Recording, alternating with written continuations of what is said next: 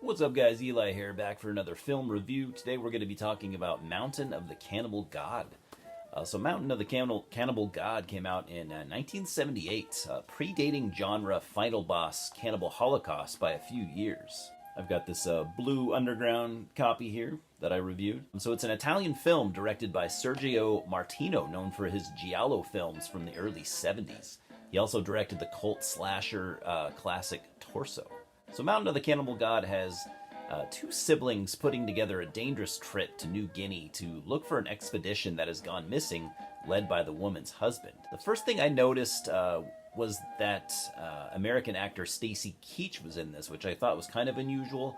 But then I remembered they did do that from time to time back then in like those Italian films. Every now and then they would have, and probably just to draw more people, to the box office, they would have like a fairly well-known American actor that always sticks out like a sore thumb, but, I digress. This movie is just one of many, many, many Italian cannibal films of the 1970s and 80s, which has become basically a subgenre of its own, and a controversial one at that. Now, since this is my first time reviewing a cannibal film, I'll address the controversy, which is mostly racism. Most of, if not all of these movies involve the main characters, referring to the tribe's people as savages and, disrespect to the culture of these people.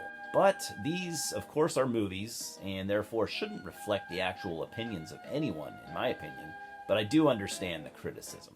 Some of these films are also including on-screen killings of animals, which I don't think can be justified in any possible way. There typically isn't a lot that separates these cannibal films, but I do like the look of the tribespeople here with the painted white bodies and kind of cool looking masks. And there is also some nudity here, very much directed at, the audience that wants that kind of thing. There's a scene like where lead actress Ursula Andress takes her shirt off. So if that's your, that's your kind of thing, oh man, does this movie have you covered. She also makes out with one of the dudes in the movie, but to be fair, her husband is missing for at least a couple of days.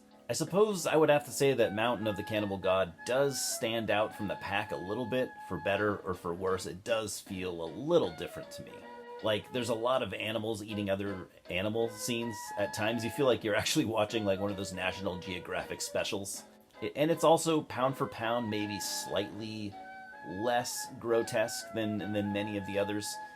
The other cannibal films, though it's certainly not devoid of gore. In fact, the last half hour has some pretty intense scenes, for sure. I mean, there's a ritual scene near the end of the movie, around like the hour 26-minute mark, that has a really unnecessary part. If you've seen the movie, you probably know what I mean. And guys, the hour 29-minute mark kind of proves me wrong about this movie being a little bit more tame. Fuck that. Let's just say the last 30 or so minutes are pretty fucking nuts. No pun intended. Pun intended. So I'm going to give Mountain of the Cannibal God a 5.5 out of 10. I'm really not huge on these cannibal films, but I'd recommend this one to, gore fanatics and just extreme cinema fans in general. What do you guys think? Have you seen this movie? Do you like cannibal films of the 70s and 80s? Do you dislike them? I'd like to hear your reasoning for either, to be honest. I'm not going to criticize you or argue with you or anything like that. Just curious to see. I know these films definitely have their fans, so they also have their detractors. So, anyways, that's it for me. I'm out of here. As always, thanks for stopping by, and we'll talk soon. Fucking cheers.